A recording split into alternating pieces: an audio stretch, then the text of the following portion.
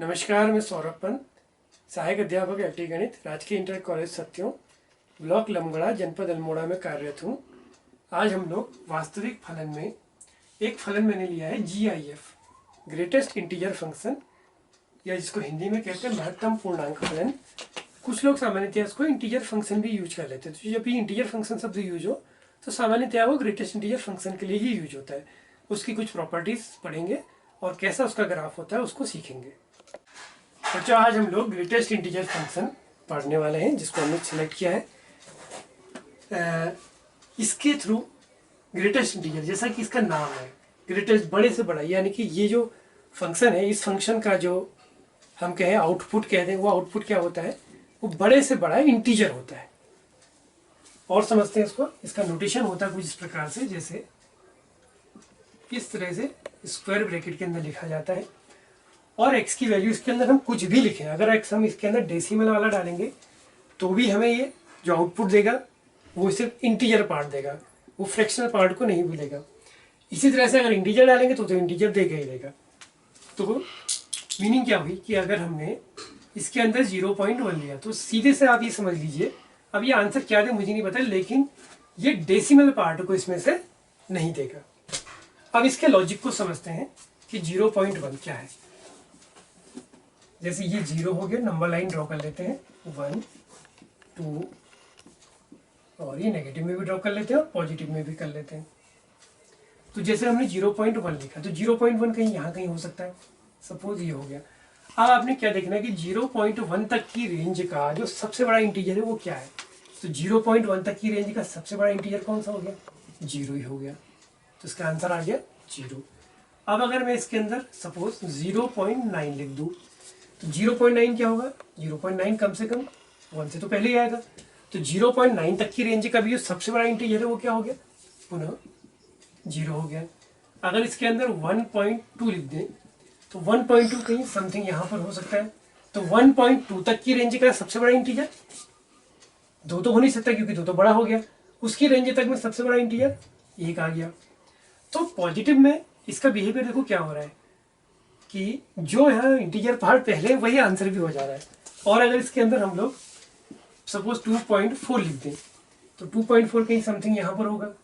तो 2.4 तक की रेंज का सबसे बड़ा इंटीजर 2 आ गया। तो पॉजिटिव नंबर्स के लिए इसका बिहेवियर क्या है कि अगर हम इसको ऐसे समझें कि 2 प्लस पॉइंट या 0.4 लिखें तो इसका आंसर क्या है, 2 आ रहा है। 0.1 को लिख दें 0 प्लस 0.1 तो उसका आंसर है 0।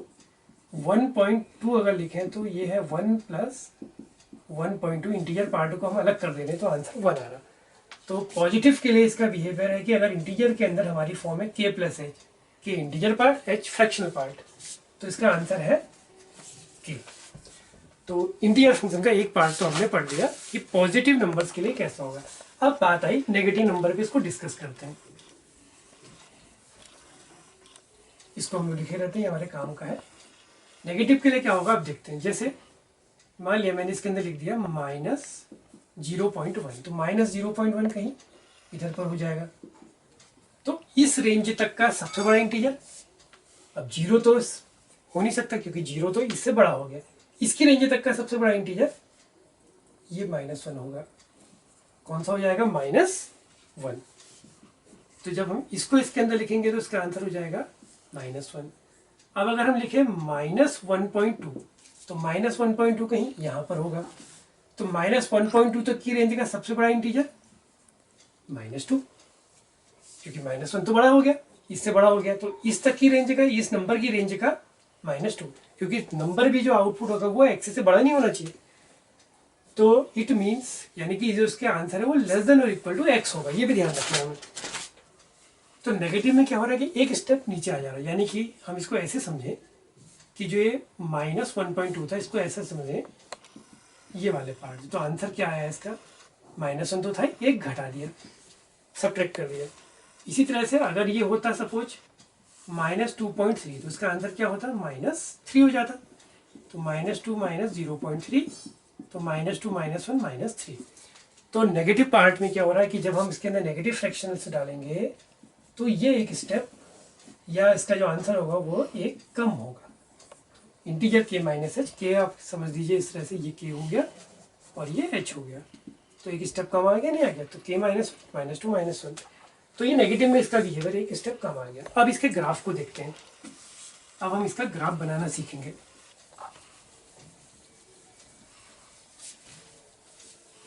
क्योंकि इसके ग्राफ से हम इसकी कई प्रॉपर्टीज को पढ़ लेंगे। तो ग्राफ के पहले तो सिंपल ऐसा बना लेते हैं, हमारी एक्स और वाई एक्सिस,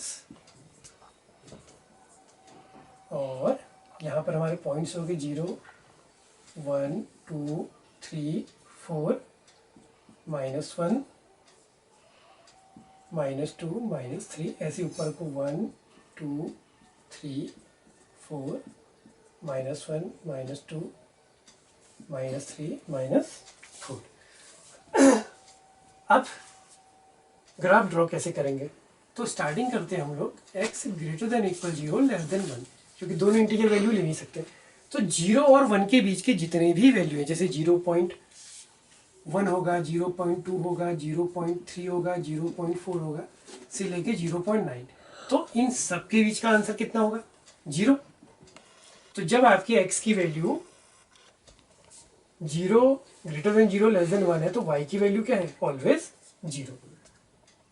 तो ये कुछ इस तरह का, और यहाँ पर आप क्या कर देंगे, इसको ओपन कर देंगे, यहाँ पर क्लोज होगा, क्योंकि इस पॉइंट को तो लेना है, इसको नहीं लेना है। अब नेक्स्ट, जब x > 1 <2 हो, इट मीन्स कि 1.1 1.2 से लेके 1.9, तो इन सब का इंटीजर पार्ट 1 हो गया। तो अब इसके बीच में यहाँ पर क्लोज, यहाँ ओपन। सिमिलरली आगे को चलेंगे तो ऐसा बनते जाएगा, ये इसके ग्राफ आ गया। और नेगेटिव में एक स्टेप पीछे को हो जाएगा। तो नेगेटिव में क्या होगा, इसको भी समझ लें। जैसे x > 1 -1 <0, तो -1 और 0 के बीच का मतलब कि -1 से 0 के बीच जो हमने जाना, तो -0.9 -0.8 से लेके जो भी आएगी वैल्यू, तो इस सब में आपका इंटीजर पार्ट कितना आ गया? -1।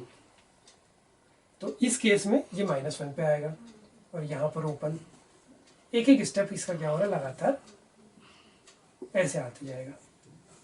तो ये फंक्शन क्या है, अगर इसको हम देखें गौर से, ये सारे इंटीजर पॉइंट्स पर ये ग्राफ ब्रेक हो रहा है। फ्रैक्शनल पॉइंट्स पर तो ठीक है, लेकिन इंटीजर पॉइंट्स पे ग्राफ क्या हो रहा है, लगातार ब्रेक हो रहा है। तो हम क्या कहेंगे, तो function integer x is discontinuous at all integral points, यानी कि सारे इंटीजर पॉइंट्स पर ये ग्राफ क्या होगा, डिसकंटिन्यूअस। तो जब डिसकंटिन्यूअस होगा तो वहाँ पर नॉट डिफरेंशिएबल भी होगा, यानी कि इंटीग्रल पॉइंट्स पर ये फंक्शन ना तो कंटिन्यूअस है और ना डिफरेंशिएबल होगा। इसके बाद बीच की बात करें, अगर हम और पॉइंट्स की बात करें, जैसे यहाँ पर कोई सपोज क्या हो जाएगा, 1.2 हो गया इसमें, या यहाँ पर 2.5 हो गया, तो बाकी जितने भी पॉइंट्स हैं उन फ्रैक्शनल पॉइंट्स पर क्या ग्राफ लगातार मिल रहा है। तो सारे फ्रैक्शनल पॉइंट्स पर ग्राफ कंटिन्यूअस, और स्लोप देखें तो स्लोप भी एक ही है, तो डिफरेंशिएबल भी हो जाएगा। सारे फ्रैक्शनल पॉइंट्स पर कंटिन्यूअस और डिफरेंशिएबल, और सारे इंटीग्रल पॉइंट्स पर डिसकंटिन्यूअस और नॉट डिफरेंशिएबल। तो बच्चों ये तो इसकी कुछ सामान्य प्रॉपर्टीज थी और इसका ग्राफ था। बाकी नेक्स्ट वीडियो में हम इसका इंटीग्रेशन करना सीखेंगे कि कैसे इसका इंटीग्रेशन करा जा सकता है। Thank you.